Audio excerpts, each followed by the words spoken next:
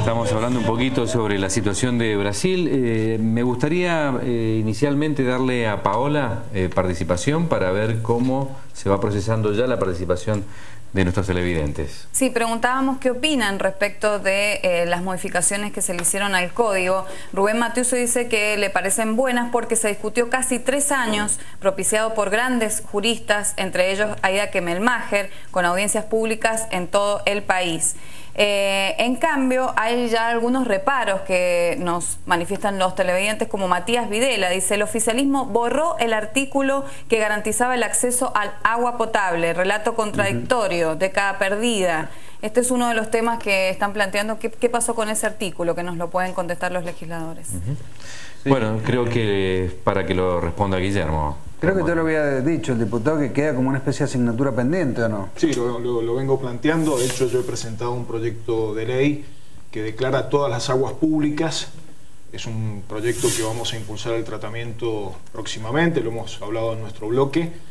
Hay que decir lo siguiente. Primero, yo traje los códigos para que quede claro que estamos simplificando en buena medida legislación que era del siglo XIX, con algunas modificaciones del siglo XX. Hoy tenemos un instrumento mucho más concreto que cualquier ciudadano además puede leerlo y entenderlo, ¿no? Hay algunos términos jurídicos, pero en general es mucho más accesible que la vieja legislación que tenía contradicciones entre el Código Civil y el comercial.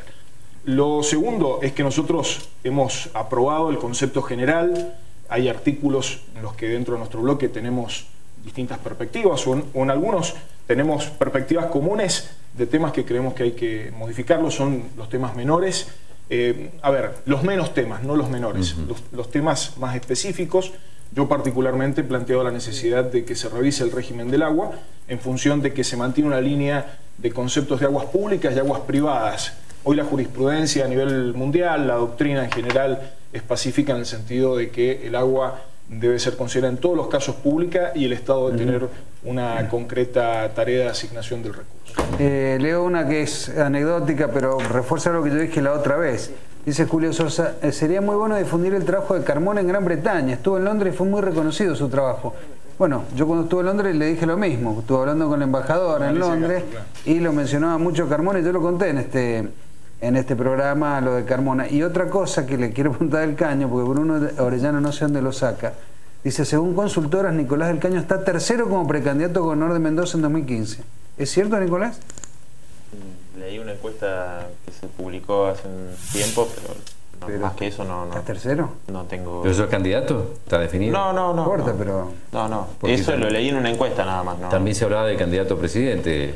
Nosotros hicimos un congreso de nuestro partido y propusimos 4 compañeros para la fórmula del Frente de Izquierda, y bueno, uno de esos soy yo, así que eso es lo que hemos decidido por el momento. La encuesta la vi, que creo que daba tercero hace unos días, que salió publicada, pero la verdad que más que eso... ¿Por qué están objetando el Código Civil, el nuevo proyecto? Ya es ley, definitivamente. A ver, primero que nada voy a disentir, y gratamente voy a disentir con el diputado Carmona, con quien normalmente no tenemos acuerdo, que no necesariamente porque ese código sea más pequeño es mejor, porque así estamos en la educación, todo lo queremos achicar y pensamos que eso es mejor. Él mismo está diciendo que hay un montón de artículos en los que hay que revisar. Si nos hemos demorado 145 años en reformar el código, bien nos podríamos haber tomado 3 o 4 semanas más, porque todo este código que nos está presentando el diputado tuvo un proceso, como dicen, de trabajo nacional, donde se visualizaron distintas situaciones. De hecho, en la parte de pueblos indígenas había muchas cosas para hacer, se tomó lo mínimo porque no se quiso jugar a más, sino que se jugó a menos. Con lo del agua se jugó a menos, con un montón de cosas. En vez de jugar bien, jugamos a menos en el código. Y además jugamos mal en el fondo, que es todo esto que estoy diciendo, y ellos mismos dicen: hemos sacado un código en el apuro, solos, porque realmente se equivocaron además en la forma. Es lamentable porque es una herramienta para todos los días. Hoy es ley. Para mí las leyes se cumplen o se violan. Entonces, como yo las pretendo cumplir, eso ya es ley. Yo lo que voy a favorecer a los ciudadanos es en la página donde mantengo comunicación con ellos, es decir, bueno, ir tomando por bloque, diciendo esta es la realidad, y la verdad es que deja una discrecionalidad a los jueces muy importante. Entonces, no porque sea más pequeño es mejor. Así estamos en educación, sacando cosas, quitando contenidos, no porque sea más pequeño es mejor. ¿Qué dice? Bueno, en primer lugar, estos códigos respondían a una realidad que no tiene nada que ver con la realidad de la sociedad actual. Este código no solamente es más simple para la asimilación con los ciudadanos, sino que ha incorporado todas las temáticas y problemáticas que vive el ciudadano en la vida actual.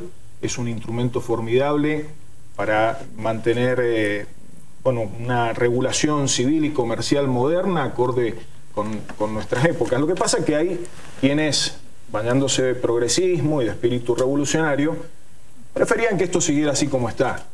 Nosotros preferimos esto que responde a la realidad actual, que es más sencillo, en su redacción mucho más claro, recepta las tendencias modernas de la jurisprudencia, de la doctrina, y nosotros no tenemos problema en reconocer que hay aspectos que hay que seguir trabajándolos, que lo vamos a hacer manteniendo este espíritu de responder a la realidad del momento que vivimos. Aquí tenemos la familia tal cual existe en el siglo XXI, tenemos contemplados los derechos de las personas en la dimensión en la que vivimos actualmente, tenemos los contratos planteados desde una perspectiva moderna, la concepción de los derechos reales con una fuerte impronta de derecho de propiedad, pero en función social. Bueno, una serie de aspectos que creo que son necesarios. No decimos que sea perfecto, vemos que hay aspectos que son perfectibles y vamos a trabajar en esa línea. Lo que creo que es injustificado es que la oposición haya desertado de sus obligaciones de debatir esto en el Congreso como correspondía en la sesión de la semana pasada. ¿Paola? A ver, perdón, Paola, ¿qué sí, se mete en el debate el legislador radical Tadeo García Salazar. Dice: los códigos, entre ellos el civil, son leyes para 100 años. Debieran ser aprobados por consenso. Esto fue un atropello. Y respecto a lo que estaban diciendo, Martín Orozco dice: al recinto no van, pero a la tele sí. Esta es nuestra clase política. Bueno, sobre eso le podríamos preguntar a Del Caño, ¿qué pasó que no debatieron? Bueno, nosotros en primer lugar ingresamos fines del 2013 a la Cámara de Diputados y no tuvimos la posibilidad de discutir en las comisiones y hacer un debate como corresponde. De hecho, nos enteramos del tratamiento del Código Civil el día martes anterior, al de la semana anterior, por un mail equivocado de un diputado del Frente para la Victoria que lo envió a toda la Cámara, y ahí nos enteramos que se iba a tratar el Código Civil el 1 de octubre. Tiene que ver con una reunión que hubo en el Vaticano, donde a partir de ahí se aceleraron los tiempos. Digo esto porque... ¿Que lo arreglaron Cristina y Francisco? Sí, eso creo que está claro. Nosotros, de hecho, no tuvimos esa posibilidad de discutir, y hay un montón de ejemplos de sectores del mismo oficialismo, del Frente para la Victoria. Pichetto, el mismo día que la senadora ferviente militante contra el matrimonio igualitario, Negre de Alonso, a pedido de la jerarquía eclesiástica, modificó el artículo 19 y el oficialismo lo aceptó. Él mismo dijo: espero que la Cámara de Diputados modifique este código, porque hay muchas cosas, como la que mencionaba recién Guillermo, justamente sobre el tema del agua, muchas otras cosas. Entonces, ¿para qué vamos a hacer un código? ¿Para qué vamos a hacer un código que después hay que hacer montones de leyes? Porque el Frente de Izquierda no está en desacuerdo con... El Frente de Acuerdo no está en desacuerdo con respecto a la adopción, poder... que cualquier persona pueda adoptar. No estamos en desacuerdo con eso, no estamos en desacuerdo con el divorcio express, para nada. Esas leyes, si se trataran separadas, las votaríamos a favor, pero después hay cientos de artículos, inclusive en lo que hace a materia laboral es absolutamente regresivo. Se consolida todo lo que se hizo en los 90 en la década neoliberal con respecto a la cuestión laboral. Digo algunas cosas para que queden claras. Por ejemplo, un pedido viejo de los empresarios, que es las sociedades unipersonales donde se esconde patrimonio, eso está en el nuevo Código Civil. Después, el hecho de que no se responda en forma solidaria a las UTE, que son las unidades transitorias de empresas, ante reclamos de los sectores más débiles, como son los trabajadores, por ejemplo, es otro de las modificaciones que está en el Código. Después, con respecto a las empresas que tienen franquicias, las casas matrices no van a responder solidariamente por cada una de las sucursales. Es decir, hay una serie de beneficios donde se quita inclusive del fuero laboral al trabajador, donde formalmente en el fuero laboral el trabajador es la parte débil, y tiene preeminencia, ¿no? Bueno, aquí se han hecho estas modificaciones, digo, y después del artículo 19 también hay un reclamo. Nosotros nos llegaron cientos de tweets, de mails, de todas las personas que quieren tener la posibilidad de tener hijos, y el tema de la fertilización asistida con este artículo queda, ¿no?, como con la posibilidad de que los jueces, ¿no?, actúen en contra de esto, ¿no?, y que vayan en contra de la fertilización asistida. Entonces, desde el oficialismo nos responden, bueno, vamos a hacer una ley especial para ver cómo contemplamos, pero ¿para qué? ¿Por qué entonces un código que después hay que hacer un montón de leyes para modificar toda la gestación asistida queda eliminada? Va en contra de la ley que aprobamos la otra semana, Defensa del Consumidor, donde se saca toda la mirada colectiva. En esta la incorporamos. Entonces, ahora se contradice este nuevo código con la ley que aprobamos la otra semana de Defensa del Consumidor. ¿En qué punto? Y porque el artículo 1 y 2 de la ley de Defensa del Consumidor hablaban de una mirada como individuo y no como clúster. Y el código vuelve a tomar la mirada de clúster.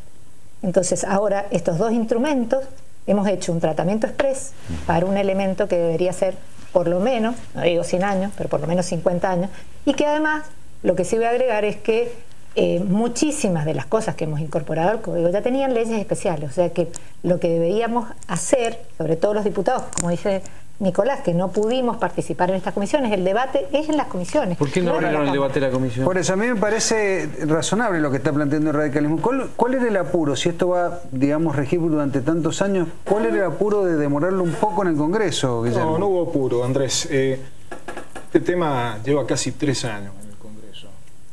Yo entiendo lo que Nicolás plantea. Ellos se incorporaron a fin de año, pero han pasado ya varios meses, casi un año. Creo que hay que tener en cuenta que esto tenía dictamen de una comisión bicameral. El Frente para la Victoria anunció que este tema se iba a tratar este año. A veces no nos creen. Cuando decimos que un tema se va a tratar... ¿Pero ustedes creían que iban a dormir, a planchar el tema, que no lo iban a sacar? Pero todo lo contrario, nosotros hemos estado... No, que la oposición lo iba a... Nosotros esperábamos que la oposición diera el debate, que cumpliera con sus obligaciones de concurrir a las sesiones. En este caso a la sesión donde íbamos a tratar un tema tan importante, concurrieron, se retiraron cuando empezó el tratamiento. ¿En comisión creían que lo iban a cajonear, que lo iban a boicotear? En la comisión se definió una comisión bicameral que dictaminó, esa es la comisión eso lo recuerdo, que de acuerdo a los reglamentos de ambas cámaras dictaminó legalmente y sesionamos con el dictamen de esa comisión bicameral. Quisiera hacer 2 o 3 acotaciones sobre temas que se han planteado. En primer lugar, ya tenemos una ley de fertilización asistida. Lo que queda pendiente, y esto va a ir a una ley especial, es el régimen respecto de la preservación de embriones. Ese es un tema específico que se ha decidido seguir trabajando en función de que creemos que se pueden aportar elementos muy importantes.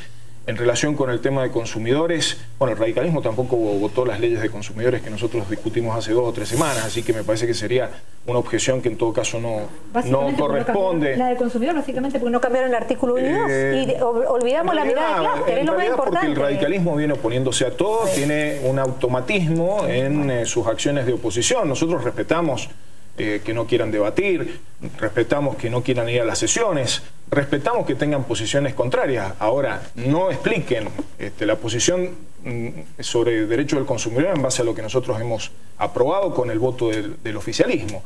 Y quiero decir también que el espíritu general de este código viene de algún modo a superar las visiones tradicionales que hay respecto de las cuestiones delicadas sobre los derechos personales, sobre lo relativo sobre todo a los criterios de la fecundación asistida, que está regulada en este código luego del artículo 19. Se ha hablado mucho del artículo 19, pero poco de los artículos que lo continúan.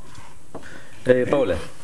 Vos sabés que pasó lo siguiente, mientras el director mostraba las imágenes del día de la votación, donde salían festejando los legisladores del Frente para la Victoria, empezaron a entrar muchos tweets criticando esa actitud, porque dice Claudio Anzoátegui: no entiendo qué celebran, habría que haber tenido consenso, parece la victoria de un partido y no la promulgación del Código Civil. En el mismo sentido, Alejandro Verón dice: ¿cómo Carmona puede festejar un Código Civil aprobado solo por el Frente para la Victoria. Un nuevo código debe salir del consenso. Y remata Diego Anguita: lo realmente malo es cómo actúa el oficialismo. En vez de fomentar el debate, manchan de sospechas cualquier avance democrático. Sí, justamente esas actitudes, Guillermo, del Frente para la Victoria, aplauden todo, como si fuera un Boca River, como si le tiraran el triunfo a los demás en la cara. Están votando un código civil, no un partido de fútbol. Nosotros estamos orgullosos. ¿Pero por qué festejan todo? En esto, Andrés, lo digo concretamente, estamos orgullosos de lo que hemos votado, creemos que es un logro y un avance para la República Argentina. ¿Pero por qué aplauden todo? Hasta los, porque estamos de acuerdo. En los discursos de la presidenta llevan 200 aplaudidores. Son militantes convencidos de lo que estamos haciendo en la Argentina, tenemos convicción. Aplaudidores, me parece que es un descalificativo, me parece que es importante reconocer. El radicalismo también aplaude cosas que nosotros no haríamos, por ejemplo, acercarse a Macri. Entonces, Guillermo, digo, en ese sentido, diputado, me parece que hay que yo tener lo presento cuidado. no como discusión política, lo presento como ciudadano. Cada cadena nacional con los aplaudidores, a mí como ciudadano me ofende. Son militantes, no son aplaudidores. Pero no me gustaría en la cadena nacional tener a militantes porque le está hablando al país la presidenta, no es un mitin político, eso es lo que digo. Y me molestan los aplaudidores, justamente en un mitin político está bárbaro la militancia. En la cadena nacional, donde se tratan temas complicados y serios para el país, no me gustan los aplaudidores, se lo digo como ciudadano, diputado. No, digo, algunas cuestiones. Primero, este código entra en vigencia en el 2016, digo, por lo del apuro, ¿no? Falta más de un año en primer lugar. Porque entra un proceso de revisión todavía. Sí, lo cual, por eso, no va a ser modificado sustancialmente.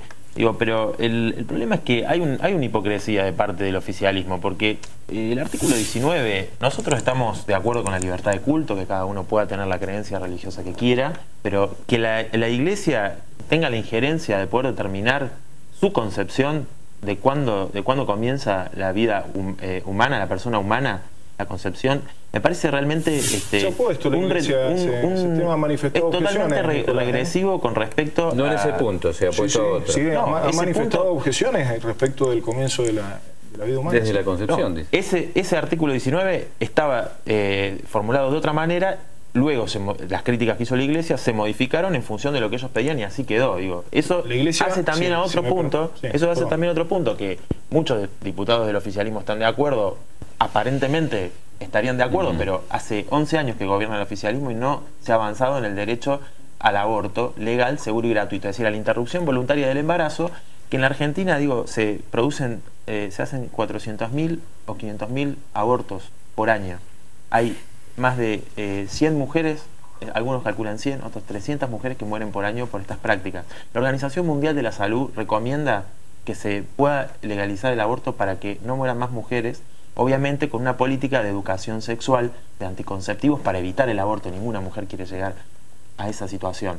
Pero digo, el artículo 19, todas las organizaciones que han batallado por la fertilización asistida, todas las organizaciones de mujeres que vienen reclamando este derecho al aborto legal, seguro y gratuito, insisto, que diputados del oficialismo han también dicho que apoyan, inclusive firmado el proyecto de la Campaña Nacional por el Derecho al Aborto, han planteado el artículo 19 como un artículo que va a ser otra traba más en este sentido, digo, ¿no? Y hace 11 años que gobierna el kirchnerismo y este derecho no se avanzó. En Mendoza no tenemos ni siquiera protocolos, tal cual lo ha dispuesto la Corte Suprema de Justicia de la Nación. ¿Y vas a aclarar algo? Sí, artículo 19 está conjugado con otros artículos que se refieren a la fertilización asistida. La Iglesia ha planteado objeciones respecto de la fertilización asistida, por lo tanto, inferir que una reunión entre la Presidenta y el Papa, además que es absolutamente legítima y explicable, como dos jefes de Estado, inferir que de allí ha salido un condicionamiento para el tratamiento de este Código Civil y Comercial, creo que es exagerado, y en mi caso no me toca, digamos, yo he participado y he votado con convicción porque estoy convencido de que esto es importantísimo para el país.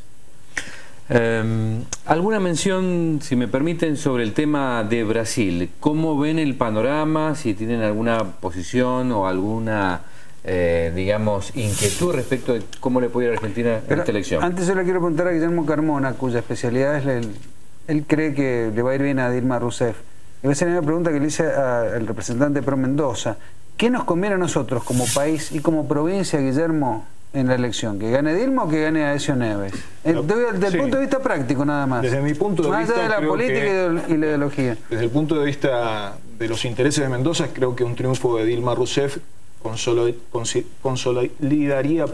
a consolidar la relación comercial entre Argentina y Brasil, y por lo tanto Mendoza va a tener un panorama de mayor certidumbre. Aécio Neves ha mostrado... Han hablado más del Mercosur que los opositores. Y Aécio Neves ha mostrado un perfil neoliberal que prioriza las relaciones con Estados Unidos, con Europa y con los países de la Alianza del Pacífico. Así que yo particularmente me inclino, tengo simpatías por Dilma Rousseff y tengo la impresión, por el resultado de la elección, que es altamente probable que gane las elecciones. Pero, perdón, si estuviera Aécio Neves, ¿el Mercosur se debilitaría, Guillermo? En principio sí, él ha sostenido posiciones muy críticas al Mercosur y ha tenido un planteo de política aperturista, lo cual significa ir en dirección contraria a las decisiones de política arancelaria en común que tiene Mercosur. Brasil los últimos años ha mirado más a otros bloques que al Mercosur, ¿no? Es decir, están tratando de jugar en otra liga. Brasil es un actor de la política internacional, en este escenario de multipolaridad que se va consolidando, pero siempre que ha mantenido la relación, por ejemplo, con los BRICS, lo ha hecho desde una posición respetuosa de los acuerdos que tiene Mercosur, e incluso facilitando la vinculación de los países del Mercosur. También es cierto que hay una política de continuidad en Itamaraty, ¿no es cierto? Sí, se caracteriza Brasil por tener una línea política de permanencia en el tiempo en sus relaciones exteriores. Fernando Enrique Cardoso tampoco negó, siendo él más bien liberal, tampoco negó el Mercosur. No, lo que sí era un Mercosur con visos más económicos y comerciales y tendientes al libre comercio entre los países que lo integran. ¿Y una opinión breve de ustedes? ¿El radicalismo? A mí personalmente. Me gusta mucho Dilma y me gusta mucho el trabajo en el sector agrícola que vienen trabajando, y creo que hay cosas para aprender de esto, así que creo que es bueno para Mendoza aprender de esta área.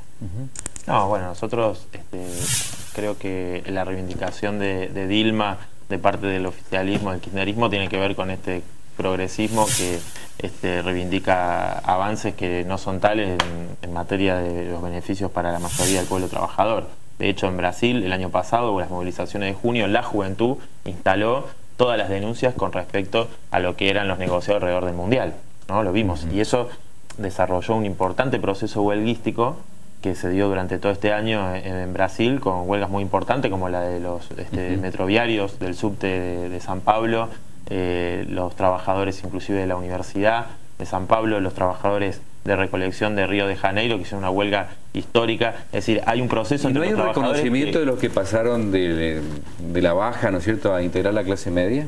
No, justamente eso es lo que se habla en Brasil. En Brasil se habla de la clase C, ¿no? Es decir, la cantidad enorme de jóvenes que tienen trabajos precarizados y que no tienen posibilidades de acceder a la educación. Digamos, allá inclusive la educación es mucho más restrictiva que en la Argentina, digo. Pero en ese sentido creo que para los trabajadores, para la juventud de Brasil, no están expresados, digamos, en estos candidatos sus aspiraciones, ¿no? CEPAL ha determinado que alrededor de 40 millones de brasileños salieron de la pobreza. Creo que es un dato que marca la importancia. Estamos hablando desde Lula en adelante. Lula en adelante, exactamente. En estos 3 gobiernos, una marcada tendencia.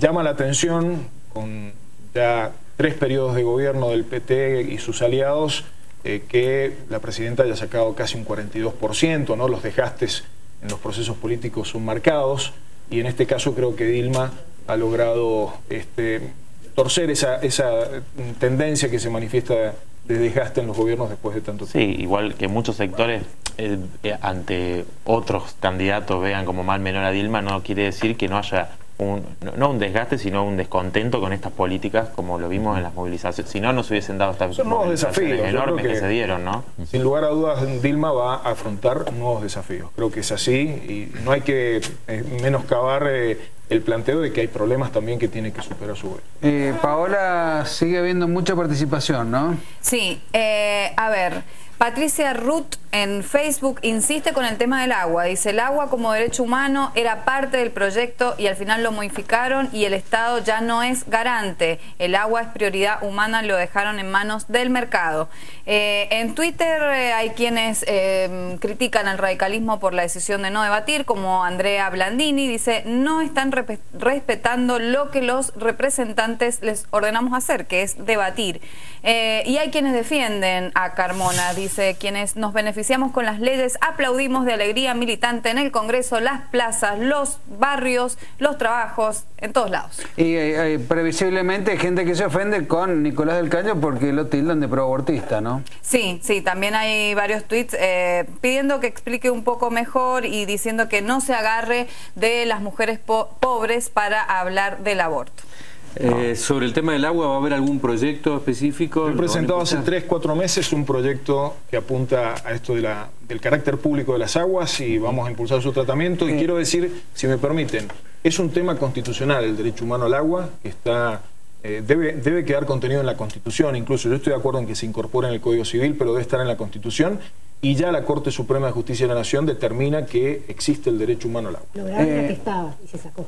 Era un artículo antes lo sacamos nosotros. Fue en el debate. Bueno, pero por eso lo podríamos haber vuelto a debatir y lo podríamos haber solucionado. No, ya está aprobado. Ya está aprobado. Guillermo, ahora hay que ustedes no quisieron debatir entonces, tampoco quieren debatir ahora. Me estás anticipando que no van a debatir algunas modificaciones necesarias. No, yo no te estoy diciendo eso. Lo que te me parece que preferían el socotropo. Yo lo que te digo es, si en 2 semanas estás haciendo 2 leyes contradictorias, yo lo que le tengo que hacer es a la gente, le damos noticias. Hoy el código, la ley de esto.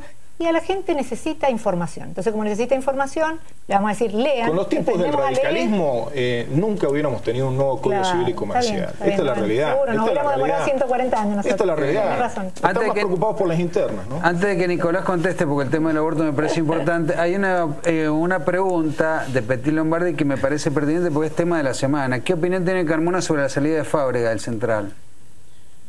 Yo he tenido una alta consideración por Juan Carlos Fábrega. Lo he manifestado en distintas circunstancias.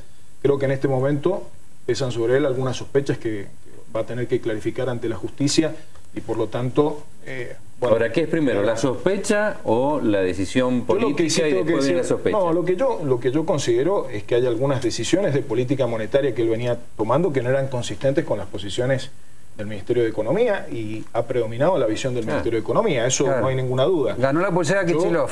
Yo lo que digo aquí, las sospechas no son mías, son sospechas que ha sobre el hermano ha sostenido un fiscal federal. Y por ahora, el hermano Guillermo hace 20 años que se dedica a esto y todo esto lo conocía Néstor Kirchner, son amigos con Néstor Kirchner hace muchos años. Yo particularmente no lo conozco el hermano, sí destaco que Juan Carlos Fábrega ha tenido un destacadísimo desempeño en el Banco Nación y que en el Banco Central, bueno, se produjeron tensiones que han sido evidentes de público. Claro, la denuncia contra Fábrega se ve como extemporánea, ¿no es cierto? Es decir, como para que, bueno, no haya derecho a protesta. Pero no la ha hecho el gobierno la denuncia. No la ha hecho el gobierno la denuncia. No la ha promovido el gobierno. No la ha promovido el gobierno. Justo el mismo día que lo desplazan del Banco Central. Bueno, estas cosas a veces ocurren. Lo otro es si van a descabezar, no sé, a Echegaray o algún otro para darle más cohesión, coherencia al equipo económico liderado por Kicillof. ¿Se van en esa línea? Yo no tengo en ese sentido anticipos que dar. No, es la línea que, digamos, es lo que yo digo hoy en la columna del Diario 1. Tengo que decir que la AFIP ha sido un eficaz instrumento en sus funciones de recaudación, como corresponde que sea un organismo recaudatorio. Pero Fábrega también era eficaz, Rigui también era eficaz y se lo fueron limpiando. Lo que sostengo es que en el caso de Fábrega, en su paso por el Banco Central, protagonizó tensiones con otras áreas del gobierno que fueron evidentes y se ha elegido darle coherencia a la política en base a la línea del Ministerio de Economía. Para cerrar. Sí, 2 cuestiones. Con respecto a lo del aborto, en Uruguay, donde se legalizó la interrupción voluntaria del embarazo, ha bajado la tasa de abortos y dejaron de morir mujeres por abortos. O sea, hay menos abortos que antes. Exactamente. Y digo esto, en los principales países del mundo el aborto está legalizado y hay una política integral, ¿no?, para evitarlo. Entonces, nosotros no nos basamos, no es que utilizamos, nosotros planteamos lo que es la realidad. Digo, en su mayoría son mujeres pobres las que mueren a consecuencia de los abortos clandestinos. Pero otra cosa con respecto al tema del código, digo, escuchamos a la presidenta hablar contra Estados Unidos, escuchamos lo del tema de los buitres, denunciar a los Griesa. En este Código Civil está incluida la prórroga de jurisdicción a los tribunales extranjeros. ¿Qué quiere decir esto? Y va a estar también en la ley petrolera, que por ejemplo, si hay un litigio de Argentina con Chevron, el que va a decidir es un Griesa. La prórroga de jurisdicción está en el Código Procesal. Sí, civil. está en el Código Procesal y aquí también va a estar. Ese Código Procesal es el código que esa modificación la incluyó Videla. Por eso, digo, el gobierno habla contra los buitres y contra Griesa, pero en la realidad del código está incluido la Ratifico que en el Código Civil y Comercial no está. Está en el Código Procesal Civil. Es una herencia que hay que modificar de la gestión de Cavallo. Allá creo que en algún gobierno de la Alianza, Unión Cívica Radical. No fue de la dictadura, porque Cavallo ha tenido tantos capítulos. Tuvo uno peronista también. Es culpa nuestra. Es más fácil que sea culpa nuestra. Lo de Cavallo no se lo puede utilizar demasiado porque está en todos los gobiernos. En todos, claro. Bueno, muchas gracias, los hemos hecho trabajar, ¿eh? Digo, por lo menos discursivamente esta noche. Gracias. Enseguida se viene la discusión más jurídica o no sé si técnica, pero por lo menos vamos a seguir con el tema para explicarlo bien en qué consiste este cambio del Código Civil con otros actores. Son abogados, son representantes técnicos de distintos pensamientos. Muchas gracias a ustedes. No, por favor. Gracias a ustedes. Un gusto.